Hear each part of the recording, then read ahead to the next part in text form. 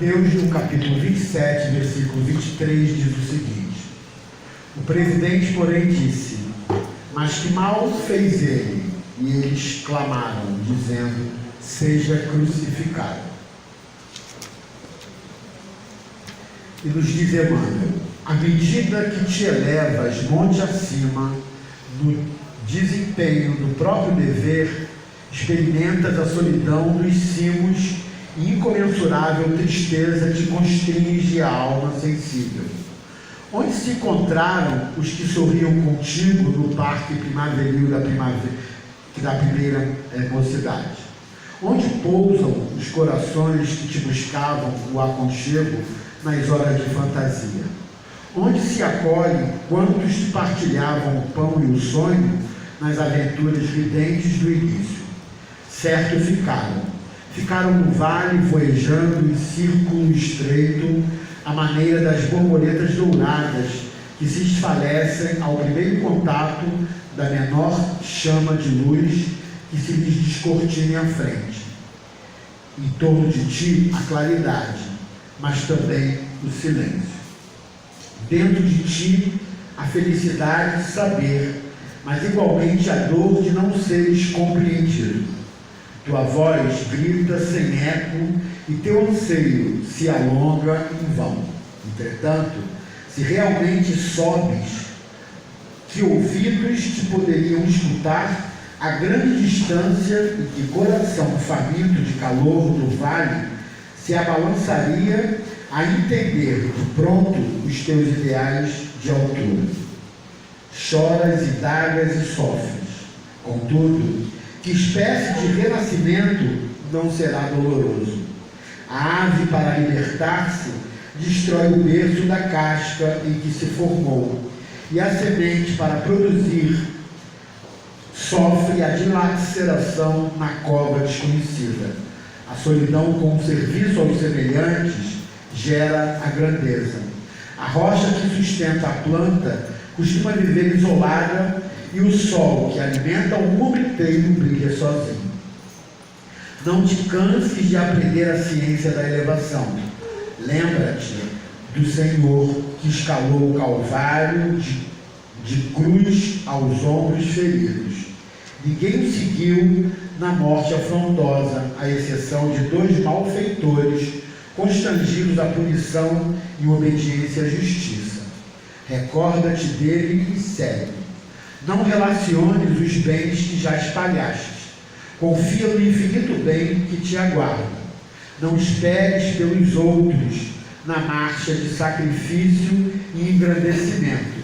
E não ouvides que pelo ministério da redenção que exerceu para todas as criaturas, o divino amigo dos homens não somente viveu, lutou e sofreu sozinho, mas também foi perseguido e crucificado. Graças a Deus.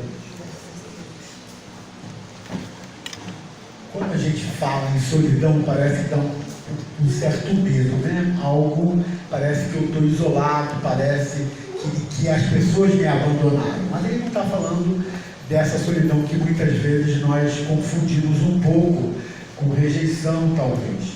Ele está falando daquela solidão que quando a gente começa a buscar um pouco mais de entendimento e conhecimento das leis divinas e praticá-las, às vezes nos colocamos um pouco distanciados das outras pessoas. Por quê? Porque na vibração, às vezes nós não temos mais aqueles desejos e vontades, fazendo programas, talvez, que outras pessoas possam até achar que seria, por que nunca mais fez isso? Depois, eu já ouvi muito isso. Depois que você entrou no centro, não saiu mais para boate, não foi mais não sei o quê, não fez mais, não pulou carnaval. Tudo isso é importante para quem se sente naquele momento ali feliz, é importante. Mas hoje, por exemplo, para muitos de nós vamos reavendo, né, os nossos valores. E aí a gente vai vendo, será que eu gasto tanto tempo em alguma coisa que não será produtiva para mim? Hoje eu prefiro deitar na minha rede e ler um bom livro. Hoje eu prefiro escutar uma palestra esclarecedora. Mas quando eu tinha 19 anos, era assim? Não. Mas eu também não tinha felicidade naquilo que eu fazia. Engraçado, né? A gente parece que já vem com aquela semente ali para desenvolver. Mas também não se tinha felicidade. E aí muitas vezes a gente se sente um pouco deslocado até do grupo familiar. A gente se sente às vezes uma andorinha fora do bando. A gente às vezes se sente diferente no trabalho. E quando isso acontece é horrível, né? Porque você se sente mesmo só. E aí acredita, alguns que têm ainda a vaidade um pouco elevada, né? Se sente às vezes, nossa, melhor do que todo mundo.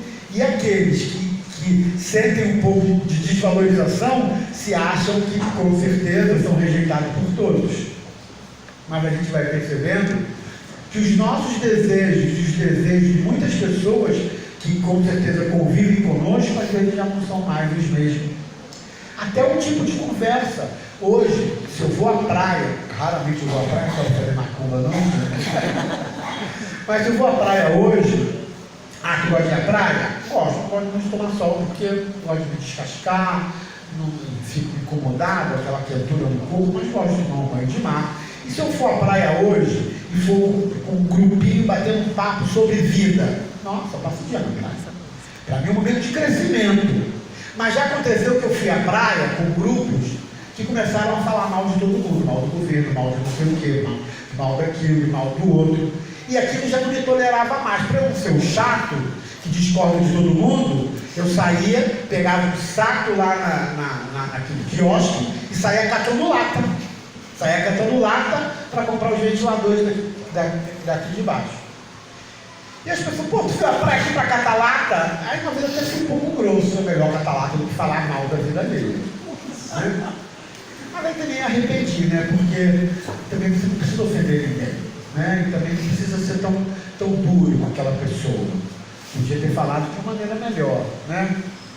Mas ainda não estava, talvez, preparado como estou um pouco mais hoje. Né? E ainda não estou de tudo, está se preparando ao longo da vida.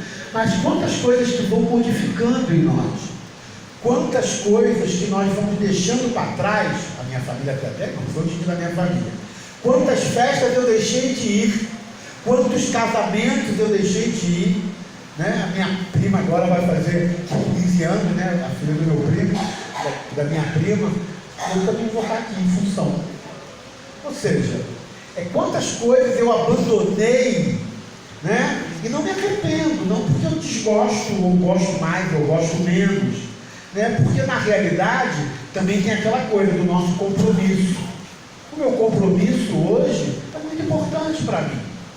Uma vez a minha mãe disse, vai para o centro de novo? Tu vive no centro. Eu falei assim uma vez para ela, que eu morei fora de casa há muitos anos. E aí depois mas a minha mãe veio morar comigo. E aí, por mais que eu mudei para um apartamento ali, com ela, e toda hora era centro. Eu só ia para casa para dormir, praticamente. O centro era aqui, eu vivia praticamente aqui dentro. E ela, toda hora você vai para o centro. Eu falei assim, qual é o problema? Não, mas é só centro. Eu falei assim, é melhor estar no centro do que estar bebendo, do que estar utilizando droga, de estar falando mal da vida alheia, de fazer alguma coisa que na realidade amanhã você ia se envergonhar de mim e hoje você pode se orgulhar de mim. Nunca mais ela falou disso, né? Porque no fundo, às vezes, a gente não consegue parar para pensar que quando a gente vai tomar um caminho, e eu estudei isso lá na Helena Blavatsky, né? O caminho do discipulado, não tem como, é igual boi no matadouro. Não tem que deixar morrer muitas coisas. E tem que deixar morrer em função de outros. Você entra para o curso, e aí a gente começa a falar, né? Tem um ano de curso, 1 ano e meio, 2 anos. Quantas pessoas dizem, nossa, pai Luizinho, quantas coisas que já mudei. Eu fumava, hoje não fumo mais. Eu fazia isso, hoje eu estou atento nisso. Eu era uma pessoa que tinha uma resposta na ponta da língua já para dar. Hoje já dou mais uma parada e repenso. Mas é claro, quando a gente vai começando a conhecer a lei, não tem outro caminho a não ser seguir. Senão a gente vai gerando um sentimento de culpa. Eu sei que não é legal, mas estou fazendo isso. sei que não é legal assim, mas estou fazendo isso. Isso já acontece às vezes com a gente, no processo de aprimoramento, que às vezes a gente demora um tempo maior para aprender determinadas coisas. Porém, a gente não pode deixar de querer aprender, de querer fazer o melhor. E quanto mais a gente vai se descobrindo, quanto mais a gente vai conhecendo, a nossa responsabilidade aumenta. Tem gente que fala assim, queria ser Deus. Nossa, Deus não é Deus. Que a gente que não é Deus, nossa, quantas coisas que a gente tem que deixar e às vezes é difícil largar. Uma vez, uma pessoa que estava em desequilíbrio, é claro, chegou aqui para mim na homeopatia e falou assim, seu Luizinho, ninguém acredita em mim, mas eu sei que o senhor vai acreditar. Eu disse, meu Deus, o que vem por aí? Ele falou assim, olha, eu tenho a certeza que eu sou a encarnação de Jesus. Então, rindo, mas é sério, a pessoa estava num desequilíbrio sério. E se achava que realmente era Jesus.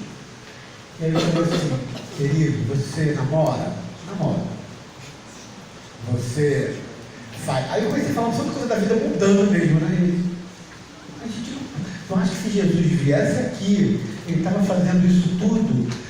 Não estou criticando quem faça, mas ele teria muitas coisas muito mais importantes para fazer do que levar uma vida mundana igual a nossa, que ainda tem necessidade de tantas coisas da vida da matéria, sem crítica alguma. Mas é um processo de evolução. Um dia, se você virar Deus, com certeza, né? A filosofia fala isso, um dia nós vamos ser Deus. A gente vai ter que abrir mão tudo aqui da vida material. Então, tem gente que, eu falo pelo seu arranca-toco, né? Que é um espírito muito evoluído, que baixa em mim, que eu vejo. Ele abraça qualquer pessoa. Pode ser bandido, pode ser branco, pode ser preto, pode ser suado, pode ser fedido, pode ser não sei o quê. Qualquer pessoa, e ele está lá. Uma vez o baiano que morreu aqui, aquele baiano que ficava aqui na rua, ele morreu atropelado, chegou aqui caído de cachaça, espumando pela boca. O senhor Arranca-Toco chegou na porta do salão, foi num dia de, não sei se foi uma gira de caboclo, se foi uma sessão de recolhimento, que ele chegou lá, deu um beijo na boca do senhor Arranca-Toco, porque todo mundo fez, e a entidade pegou assim, abraçou ele normalmente, como se não tivesse acontecido nada. A gente tem que estar disposto mesmo, né? E aí a gente vendo que os valores dessas entidades já estão muito mais além e aquém dos nossos valores. Aí a gente vai vendo, imagina aqueles espíritos mais superiores, vão ficar perdendo tempo de probleminha com a gente, daqueles probleminha de maricotazinha, de fofoquinha, de coisinha. Não, estão lá com uma vibração muito mais elevada. E nós ainda estamos como um vermezinho tentando sair da Terra, né? Se arrastando ainda, um dos melhores, vai virar uma borboleta, né? Outros ainda é uma mariposa, outros é uma lagarta ainda. Mas a gente está tentando buscar esse processo de evolução. Então, às vezes, a gente quando vai buscar, às vezes não sempre, que você está nesse processo evolutivo, dá um sentimento de solidão, de estar só. Parece que ninguém te compreende mesmo. Parece que no ciclo que você vive é uma coisa à parte. Meu Deus, eu já pensei assim, será que eu sou de outro mundo, não sou desse? Às vezes a gente pensa isso, né? Naquele momento que a gente está tão com a gente mesmo, e aí você vai vendo que tudo que está lá do lado de fora, não vou dizer que incomoda, tem aquele primeiro momento que incomoda, né? E tem aquele outro momento que você fica apático com aquilo, não sei nem o sentimento que dá, mas você olha e não quero me envolver com isso. Isso é pequeno para mim. Mas aí a gente pega e aterriza de novo na Terra e fala, não, mas para que eu estou aqui? Eu já me perguntei isso. Mas para que eu estou aqui nesse ambiente que só tem cobra? Peraí, é para eu aprender alguma coisa. Eu não posso querer me distanciar e nem ser o mentor daquele grupo que, nossa senhora, né? Não dá.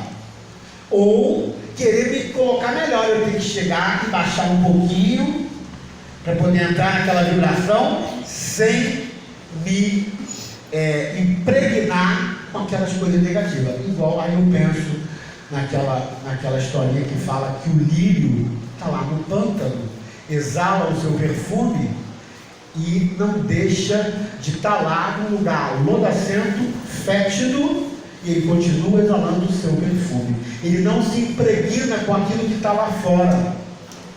E aí a gente precisa alcançar esse momento de tentar se adaptar, que eu acho que é o melhor, né? De você tentar olhar e dizer, não, ele é assim. Não, essas pessoas são más, são ruins mesmo, eu tenho que assumir isso. Eu não posso querer julgar nem criticar, porque cada um de nós estamos num nível de evolução. Eu não posso querer criticar a pessoa que mata, que rouba, né, que tira a vida alheia. Ela não teve o caminho que eu tive. Ela não teve, talvez, a oportunidade, ou não aproveitou as oportunidades que teve. Isso tudo é um processo que é cíclico de evolução. Isso já vem de lá. Agora, eu quero evoluir. Em que nível que eu estou de moralidade? Falar palavrão, xingando tudo e todo mundo. A gente às vezes fica horrorizado, né? Quando você vê algumas pessoas falando, meu Deus. E quando eu era jovem, eu falava tanto palavrão assim, eu falava palavrão, não, tapa na minha cara. Meu pai quebrava meus dentes. De pessoas falando coisas que o nível primeiro do linguajar. É jovem, tá bom, vai ler um casmurro, né? Vai ler uma porção de coisa que a gente leu naquela época, vai fazer literatura, vai começar a se aculturar e não. Oi, mano, a gente não consegue nem entender, que é tanta gente, você não consegue nem entender o que o cabra lá fala, que ele diz o nordestino. Você nem consegue entender, mas por falta de instrução, por falta de busca. E aí a gente pode olhar assim, cada um diante das suas escolhas. Agora, quando eu olho isso tudo, eu vou dizer, caramba, que bom que eu escolhi estudar, que bom que eu escolhi me formar, que bom que eu escolhi estar dentro do centro espírita desde 12 anos de idade. Que bom que eu escolhi. E quantas pessoas que não escolheram, tiveram às vezes a oportunidade de escolherem coisas boas, mas não tiveram base. Mas tem uma hora que a vida sacode a gente. E a gente, quando já está amadurecido, tem que parar para dizer assim, caramba, onde foram as minhas escolhas? O que eu escolhi? Porque tem hora que você fala, caramba, eu acho que eu escolhi mal isso. Às vezes a gente fala isso, né? Às vezes uma atitude mal tomada há 10 anos atrás reflete hoje. E aí a gente precisa também aprender com os nossos erros, né? Senão, o que seria viver? Eu recebi uma mensagem, eu estou trabalhando na van agora, quando eu vim, que a morte é assim, né? Tem várias assim, né? Vê aquele pontinho lá do você tem a habilitação. Quando o corpo está vivo, o que é? Vai para cima, vai para baixo, vai para cima, vai para baixo, vai para cima, vai para baixo, não é isso? Então o conflito é viver. Hoje eu estou lá em cima, amanhã eu estou aqui embaixo, hoje eu estou com raiva, amanhã eu estou com alegria, mas eu estou amando. E essas diferenças, né, que faz isso, é a diferença de viver, é o aprendizado da gente. Agora vai fazer acabou, gente. E é mesmo, né? Ficou, não teve alteração. Qual de nós não tivemos alteração? Qual de nós não levamos um susto, tivemos traumas? Qual de nós não passamos por dificuldades? Às vezes foram até pequenas para mim, se eu sou irmão dela. Às vezes passar fome para mim não foi nada, mas para ela pode ter sido uma coisa, nossa, terrível. E a gente não sabe o que é para cada alma, só quando a gente sente. Porque cada um já veio também com uma bagagem do passado, que hoje eu posso ser irmão, mas ontem eu podia ser, ela já tinha uma outra família que originou alguns aprendizados, e eu tive outro, mas é que originou outro. Mas é importante saber do ontem? Não tem que saber do aqui e agora. Como é que eu estou agora, como é que eu sinto agora, como é que eu penso agora, porque agora eu tenho que fazer as minhas escolhas. Agora eu tenho que me olhar e olhar todo mundo. É isso que eu quero para a minha vida? É isso que eu quero para mim? E cada notícia desagradável que eu vejo, eu fico me questionando ou me perguntando, vamos dizer assim, caramba, o que eu estou fazendo, né? Será que se eu vi aquilo ali, eu posso escolher e dizer, não, eu não quero mais para a minha vida. Ou, que Deus me livre, né? Nem Jesus, Pai, afaste de mim esse cálice. Às vezes eu olho e digo, meu Deus, me afasta de mim, que eu não quero isso, né? E fico orando e vigilante. Mas tem horas que com certeza a gente é ser humano, a gente fica invigilante, né? Porque passa uma borboleta, tu foi atrás da borboleta e saiu do objetivo, e ali era a armadilha, né? E a vida nos traz todas essas armadilhas e todas essas experiências para nos fazer um pouco mais espertos, para poder fazer a gente refletir, porque só eu posso decidir sobre a minha vida. Eu não posso determinar que você mude, mas eu posso, através da sua dificuldade ou da sua facilidade, olhar para mim e dizer, eu quero isso para mim, ou eu vou ficar mais vigilante para não fazer igual ela fez. E aí a gente pode dizer assim, nossa, que presente que é a vida, eu fazendo esse altos e baixos toda hora, para eu poder me conhecer melhor, e aí, me conhecendo melhor, eu posso decidir melhor sobre aquilo que eu quero. E muitas vezes a gente não quer decidir, a gente cruza os braços e fala assim, deixo a vida me levar. Às vezes não é legal também, deixo a vida me levar, porque a gente fica assim, né? Quando a gente não sabe mesmo para onde ir, você não sabe o que vai fazer, fecha o olho, faz uma oração e deixa a vida me levar, que Deus vai te colocar em algum lugar e vai te dar um alerta. Ei, é aqui, ó, o caminho é esse. Mas assim mesmo, quando Ele mostra o caminho, você tem que escolher. Tem que querer abrir a porta. Você não pode querer negar aquilo. Então é importante que a gente possa, nesses momentos, então, que a gente vê tantas dificuldades acontecerem, tantas provas coletivas e individuais, para a gente poder refletir em cima daquilo que a gente deseja para nós. Aproveitar todas as oportunidades boas e as ruins e aprender com elas. Aproveitar e observar cada ação e situação, até naquele momento que a gente olha a televisão, e refletir, para saber o que isso tem a ver com as minhas escolhas de vida. Agora é importante a gente saber que a gente nasceu porque veio de algum lugar e vai voltar para algum lugar. Mesmo que não acreditar em nada, porque senão acreditar que eu nasci, morri e acabou, isso justifica, eu tenho que matar, eu tenho que roubar, eu tenho que tirar, porque vai acabar mesmo, então eu vou me dar bem, ela vai se dar mal. O problema é dela, que foi a burra, né? Quantas pessoas que pensam assim? Mas se justifica por quê? Porque acredita que nasceu e quando morre, acabou, não existe mais nada. Mas quando a gente acredita tem uma crença que a alma é eterna, que o corpo muda, nós espíritos principalmente, que tem algumas religiões que não acreditam na reencarnação, mas todas elas acreditam na existência da alma, todas. Umas dizem que vai para o céu, para o inferno, para o purgatório, não sei para onde, outras, cada uma religião fala uma coisa, mas todas elas dizem e assumem que a alma é eterna. E se a alma é eterna, eu não posso pensar só aqui, no agora. Eu tenho que pensar no meu futuro. Se eu marco ela aqui, eu estou marcando o meu futuro de sofrimento. Se a alma é eterna, se eu vou evoluir ela também, com aquela experiência negativa que eu fiz alguém passar, com certeza vai estar me esperando lá na frente uma experiência negativa para que eu possa repetir. E assim mesmo, quando eu vivo a experiência lá na frente, que ele me arrebata a vida, eu vou lá e persigo ele como obsessor. Mas esqueci que eu tirei a vida dela lá atrás.